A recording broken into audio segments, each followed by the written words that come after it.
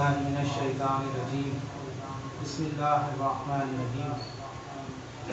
حضرت حبیب بن کعب رضی اللہ تعالیٰ عنہ سے روایت ہے کہ آپ نے حضور نبی کریم صلی اللہ تعالیٰ علیہ وآلہ وسلم سے دریافت کیا کہ یا رسول اللہ، میں آپ پر درود پاک پڑھتا ہوں تو اس کے لیے کتنا وقت میں مقرر کروں؟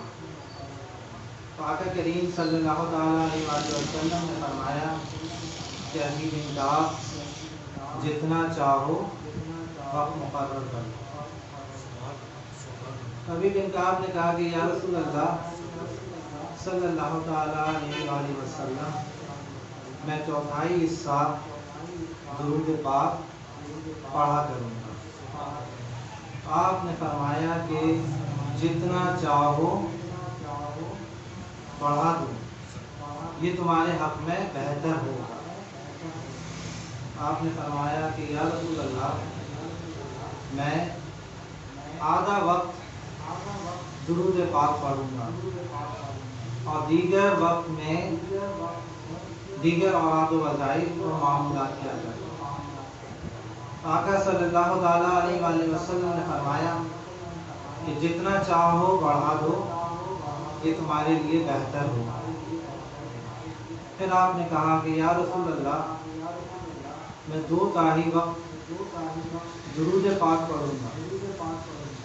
آپ صلی اللہ تعالیٰ علیہ وآلہ وسلم نے فرمایا کہ جتنا چاہو بڑھا دو، یہ تمہارے حق میں بہتر ہوگا۔ حبیب بن کعب رضی اللہ تعالیٰ عنہ نے فرمایا کہ یا رسول اللہ صلی اللہ تعالیٰ علیہ وآلہ وسلم، میں سارا وقت ہی درود پاک پڑھوں گا۔ آقا کریم صلی اللہ علیہ وآلہ وسلم نے فرمایا کہ حبیب بن کعب، اگر تم ایسا کرو گے تو یہ درود پاک تمہارے غموں کے لیے کافی ہو جائے اور تمہارے جتنے گناہ ہیں اس کو مٹا دیے جائیں۔ کثرت درود پاک کی بے پناہ فضیلت احادیث مبارکہ میں آئی۔ حبیب بن کعب نے جو آقا سے پوچھا کہ میں کتنا وقت درود پڑھوں، تو دیگر اوراد و وظائف کی نفی کرتے گئے اور آخر میں یہ وقت آیا کہ آپ نے کہا کہ تمام وقت میں درود ہی پڑھتا رہوں گا، کوئی ورد و وظائف نہیں کروں گا۔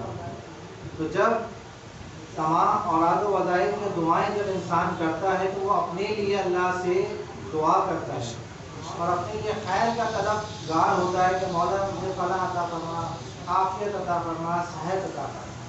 اور جب درود پڑھتا ہے تو درود میں وہ اپنے لیے کچھ طلب نہیں کرتا، بلکہ مولا سے اپنے پیارے آقا مولا کے لیے دعائیں کرتا ہے کہ مولا درود اور رحمت نازل فرما۔ اس لیے جب بندہ اپنے لیے کچھ نہیں مانگتا، رب سے ہر وقت درود ہی پڑھتا رہے گا، گویا کہ اپنے لیے دعا کرنے سے بہتر ہے کہ آقا کے لیے دعا میں نماز گزارتا رہے، مصروف رہے۔ تو جب بندہ اس انداز سے کرتا ہے تو یہ درود پاک پڑھنا اس کے لیے دنیا اور آخرت اس کی دونوں سنور جاتی ہے، دین و دنیا دونوں سنور جاتی ہیں، اس کے تمام کام درود پاک سے ہو جاتی ہیں۔ آقا فرماتے ہیں کہ تیرے غموں کے لیے کافی ہوگا، یعنی دنیا کے رنج و غم جتنے بھی ہیں وہ سب ختم ہو جائیں گے اور آخرت میں جتنے گناہ انسان سے دنیا میں سرزد ہو جاتے ہیں وہ گناہ مٹا دیے جائیں گے۔ تو درود پاک در حقیقت رب سے آقا کے نام سے بھیک مانگنے کا ایک طریقہ ہے۔